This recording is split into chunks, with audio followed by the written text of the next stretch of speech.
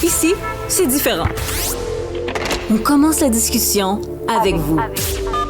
Appelez ou textez 187-827-2346, 187-Cube Radio. Isabelle Huot, habituée de l'émission tous les mardis. Isabelle, est-ce qu'on mange nos émotions? Comment on fait pour le savoir? Écoute, c'est tellement un sujet fascinant. Puis on a parlé de perte de poids la semaine dernière. À la base d'une perte de poids, il faut se poser les vraies questions. Est-ce que ma relation avec les aliments, elle est saine ou non? Et si on a tendance à manger ses émotions, travaillons ça avec l'aspect psychologique en priorité. 7 questions en rafale, je suis sûre que les auditeurs vont se retrouver. Oui. Mangez-vous plus rapidement que la normale lors d'épisodes de prise alimentaire? Mangez-vous jusqu'à ressentir un gêne, un inconfort physique? Tu sais, t'es vraiment là, tu dois détacher ton pantalon, t'es pas bien physiquement. 3, mangez-vous une grande quantité d'aliments quand vous n'avez pas faim.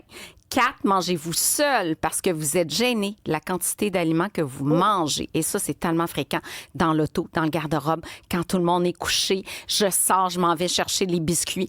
Ressentez-vous du dégoût de vous-même, de la dépression ou de la culpabilité après avoir mangé? Avez-vous l'impression de perdre le contrôle? Puis est-ce que ces épisodes-là de perte de contrôle surviennent au moins une fois par semaine? Mon Dieu, je me reconnais là-dedans, Isa. Au moins une fois par semaine? Bien, il y a quelques éléments que tu as nommés, je me reconnais. C'est ça. Bon, puis après, on va plus loin parce que le trouble d'accès hyperphagique, ça prend un diagnostic par un psychologue, un professionnel de la santé, mais ça touche beaucoup, beaucoup de monde. J'en ai fait un livre qui s'appelle « Cessez de manger vos émotions » avec la psychologue, docteur en psychologie, Catherine Sénécal. C'est une bonne base. Il y en a beaucoup qui me disent « Ah, j'ai pas l'argent pour aller voir un psychologue ». Commencez avec un livre comme celui-là. Posez-vous les vraies questions parce que c'est un travail à faire sur soi. Mais on y arrive. C'est pas facile. Non, mais il y a des histoires tellement inspirantes que tu nous amènes. C'est le cas, entre autres, de Charles Bertrand qui a perdu 150 livres en 8 mois. Il est avec nous ce matin, Isabelle. Charles, c'est incroyable, cette histoire-là. Comment tu y es arrivé? Tout d'abord, bienvenue à l'émission. Merci. C'est arrivé, il a fallu que je trouve un moteur pour y arriver. J'ai été gros toute ma vie. Puis là, l'émission Mira pour gagner, pour moi, était un moteur. Isabelle était dans les experts de cette émission-là, d'ailleurs.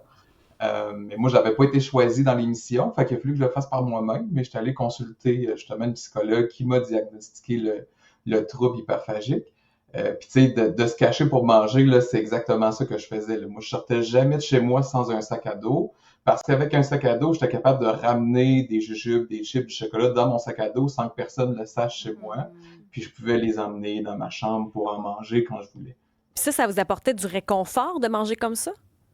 Oui, exactement. Tu sais, moi, quand j'étais plus jeune, on n'avait pas beaucoup de moyens. Puis la fin de semaine, c'était la récompense d'avoir un bol de chips. C'était la récompense d'avoir une palette de chocolat parce que j'ai eu une bonne note à un examen.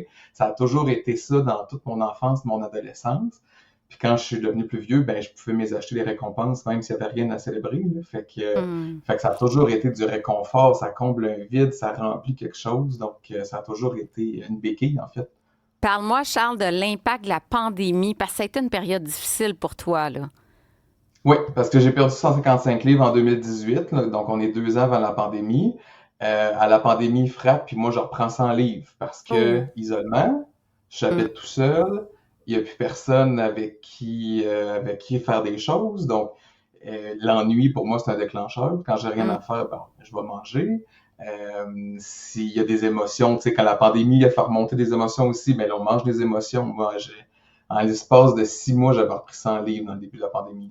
Puis comment t'as fait, Charles, pour te reprendre en main après la pandémie? Parce que tu dis, j'ai beaucoup travaillé ma relation avec les aliments, puis c'est ça qui est gagnant. Ça prend du courage. Oui, vraiment. Il faut vraiment rationaliser chacune des décisions. Puis tu sais, je l'ai déjà dit, là, puis pour moi, perdre du poids, ça a été la chose la plus facile que j'ai faite puis la plus difficile que j'ai faite. Parce que pour perdre du poids, il faut juste que je mange moins puis je bouge plus. Tu sais, dans le fond, c'est facile. Mais il faut que je prenne cette décision-là à chaque jour, à chaque fois que je vais faire l'épicerie, à chaque fois que je mange. C'est un peu comme un alcoolique. Là. Il va boire un verre d'eau ou il va boire une bière. Moi, quand je décide de manger, je vais manger un sandwich ou je vais manger un sac de chips, un sac de jujubes, 3 palettes de chocolat. Et tu disais qu'aujourd'hui, parce que je viens de faire l'entrevue pour l'article du Journal de Montréal qui va sortir lundi prochain. Et là, vous allez voir, Charles, là, avant, après, là, c'est spectaculaire. tu as quand même consulté un psychologue qui t'a aidé, Charles, à travailler cette relation-là, enlever la culpabilité que tu avais à chaque fois que tu mangeais un aliment qui est moins parfait, entre guillemets, là. Ben, déjà, de comprendre que j'avais un trouble hyperphagique, ça m'a permis justement en sachant que c'était une maladie puis que je n'étais pas tout seul à avoir cette relation-là avec des aliments, mais ça rationalise ce que je suis en train de faire. Quand j'ai une rechute, ben c'est moins culpabilisant parce que je sais que c'est mon trouble alimentaire qui parle, qui prend le dessus, mais que je suis capable de reprendre le contrôle en disant, bon, j'ai eu une phase, puis on revient sur le bon chemin. Ça, c'est tellement important là, parce que c'est vrai que c'est pas un long chemin droit. Charles Bertrand, merci beaucoup de ton témoignage. On pourra en lire plus dans le Journal de Montréal. Bravo surtout. Isabelle Huot, bravo aussi pour ce que tu fais parce que je veux dire, ça prend des étincelles et des lumières comme toi pour nous permettre de cheminer puis de nous enlever notre culpabilité aussi. Ah, absolument, absolument. Moi, j'ai travaillé en troubles alimentaires pendant 20 ans et puis c'est une clientèle qui a besoin d'appui, qui a besoin de soutien psychologique et puis on en a, mais c'est le combat d'une vie. C'est ça que je retiens de l'entrevue avec Charles. Parce qu'il va mieux, mais il y a encore des périodes de fragilité. Isabelle Huot, on reprend ça la semaine prochaine, Absolument. mais plus longuement parce que tu es trop intéressante. On te veut plus longtemps la semaine prochaine. Charles Bertrand, merci. Isabelle Huot, merci. On te lit dans le Journal de Montréal lundi. On peut te voir également à Salut Bonjour et dans notre émission, bien évidemment, à Cube. Et on se reprend la semaine prochaine. Merci à toute l'équipe. Merci à vous d'avoir été là. Puis on se retrouve demain.